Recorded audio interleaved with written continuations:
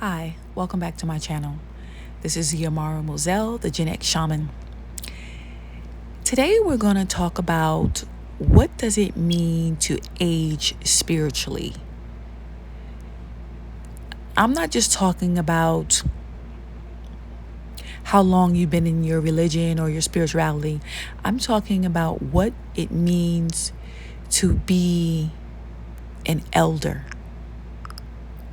We have a lot of YouTubers and Instagrammers and influencers that speak a lot about aging gracefully. They talk about fashion and beauty and what to eat, how to exercise. All those things are great, and we need all of those things. But right now, what we are missing is the spiritual aspects of going into this phase of our lives.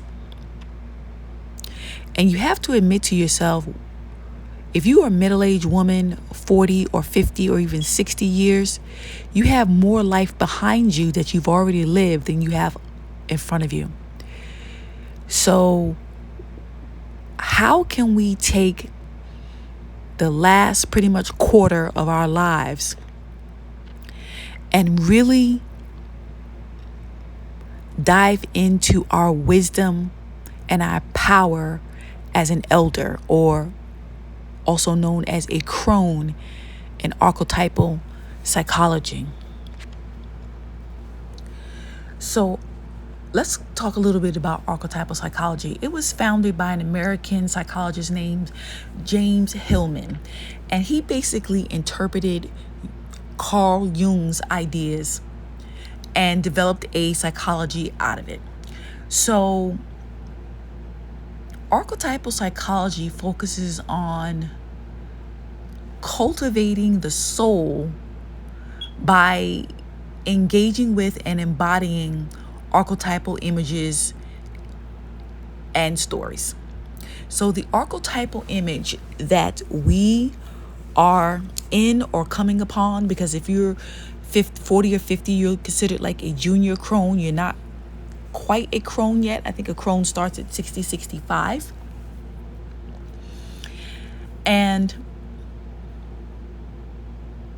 it's seen as a not so good thing being a crone. We always want to keep our hair its original color.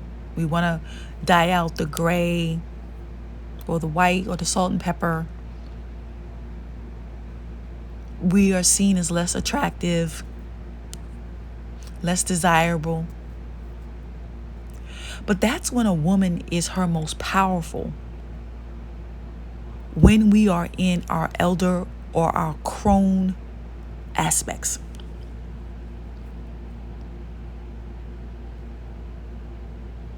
That's when we go through menopause, that's when we come back to our true selves,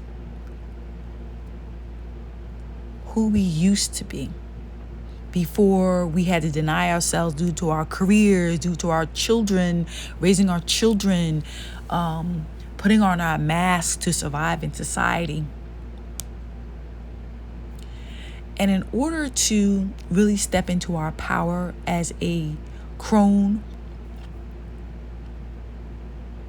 we have to get back to creativity, imagination, art,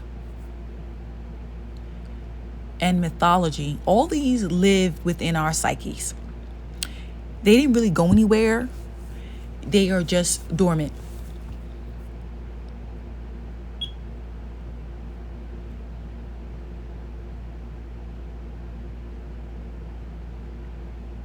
Basically, we want to do soul making.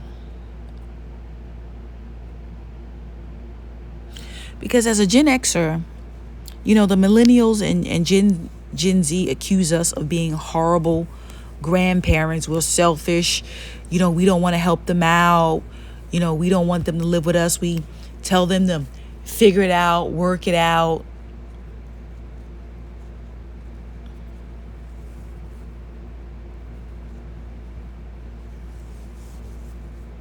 And it's We have to take our places as the wisdom keepers and not try to chase being young again. In archetypal psychology, we have the maiden mother crone. Well, actually, that's Greek mythology. Maiden mother and crone. So we were all maidens once. Young, innocent, fresh face, new to life, growing up in our teenage years, early 20s. Then we get married, then become the mothers, life givers, nurturers. And then as we get to our middle age and older, we go into another aspect of ourselves, which is the crone. And there's no initiation for that. We just kind of just drift into it and then fade away. So this channel is dedicated to helping us take a more philosophic and spiritual approach to aging. In addition to maybe some physical tips here and there, maybe not so much beauty, but the body, yoga, meditation, things like that. But we have to delve into the rich and symbolic world of being a wisdom keeper. But we have to know that we're going into this aspect of our lives. And we have to accept it. And we have to embrace it. And I know you've heard, aging gracefully, aging, be beautiful as we age. Those things are great. But there's a myth and a metaphor attached to that as well.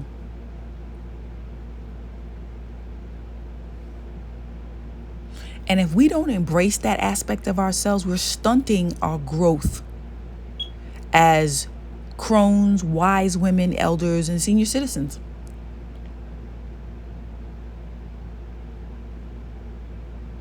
And that's what's missing in the world. We're missing our wise women. We're missing our healers. We're missing our elders who can take their place, stand on their square. And we have to turn that narrative around that it's not a good thing.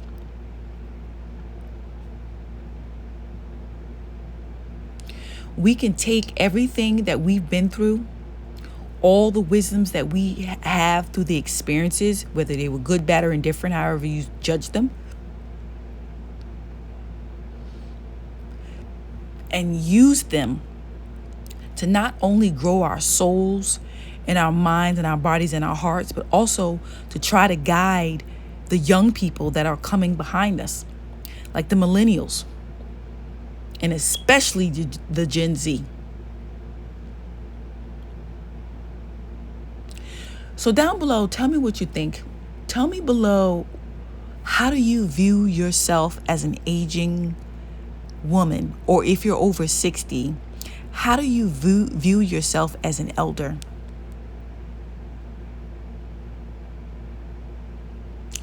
And what you would actually like to see, how you would like to see yourself grow spiritually as a wisdom keeper. And until next time.